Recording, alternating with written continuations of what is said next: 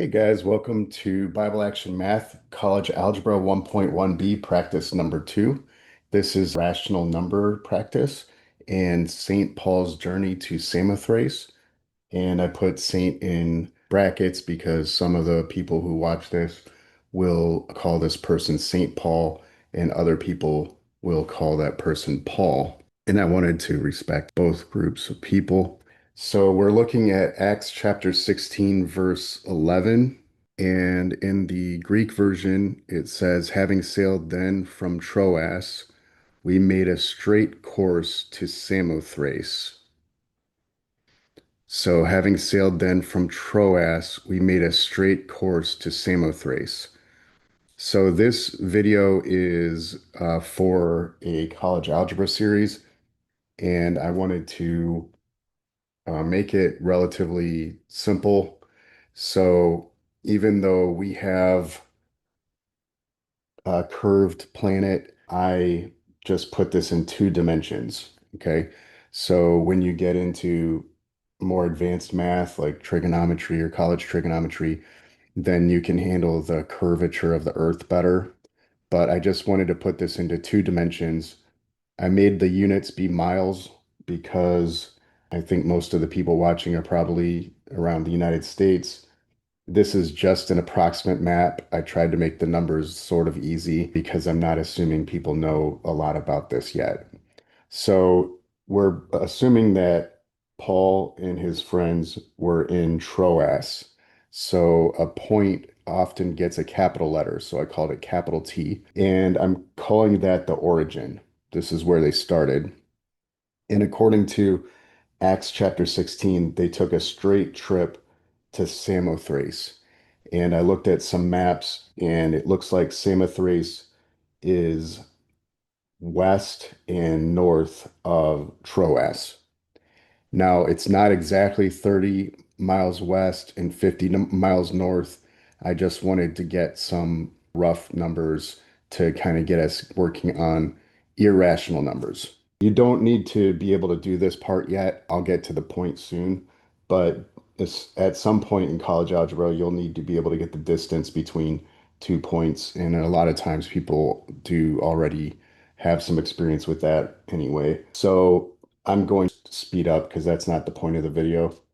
So the distance between Samothrace and Troas, okay, and that's the same as the distance between Troas and Samothrace, the direct distance. Again, in real life, there's curvature. The boat, he said straight shot, but wouldn't it wiggle a little bit and so on. So this is just the exact distance in this approximate map. Okay. So if I go on my calculator and put square root of 3,400, I get this number. And I look at this decimal, and the decimal is not repeating. It's not like 1111111. But on this calculator that we use in the US a lot, math, fraction, enter, it tries to turn this into a fraction, and it couldn't. So in the textbook, which is OpenStax College Algebra second edition, there's this quote on page 8 that says any rational number can be represented by either a terminating, which means stopping decimal, and then the dots of ellipses, and I put in or a repeating decimal. And if you read it, it's clear that it's one or the other. So this one did not look like it's terminating. So an example of terminating is like this one, 2.5. An example of repeating is this 1/3. And there are other examples of terminating and repeating. So this one is neither terminating nor repeating. And for the faster people out there, I went ahead and broke this down, factors of 3,400, 134, because 100 is a perfect square, so 10 times the square root of 34. This is exactly the same as that, but neither one of them is exactly 58.3. That's roughly, okay? So, but it was about 58.3 miles.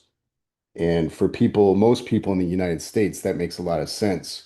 And some scientists are trying to work on kilometers more, but we can convert this to kilometers if we want to, which is multiplying it by a rational number. But this is okay for now. So my point is that that number is not rational. So you see this little apostrophe, that means not.